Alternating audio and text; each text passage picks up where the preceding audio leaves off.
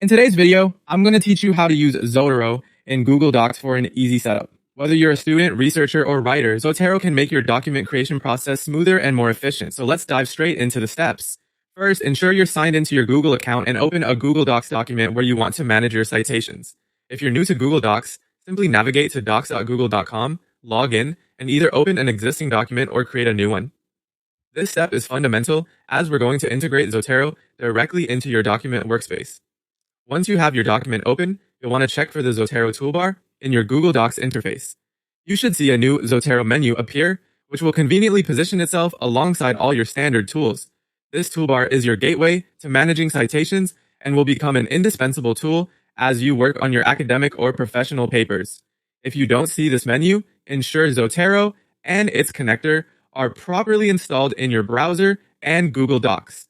Now that the Zotero toolbar is visible, you're ready to insert citations into your document. To get started, click on the Zotero menu and select Add/Edit Citation. This action will prompt a red search bar to appear on your screen. In the search bar, you can type relevant details such as the author's name, the title of the work, or the year of publication. As you do this, Zotero will search through your library and provide possible matches. This feature allows you to quickly and accurately insert references from your saved research materials without having to leave your writing space. After you have successfully inserted citations throughout your document, your final step will be to add a complete bibliography. To do this, again head over to the Zotero menu, and this time click on Add/Edit Bibliography. Zotero will work its magic and automatically generate a formatted reference list that appears per the style you choose, whether that be APA, MLA, or Chicago.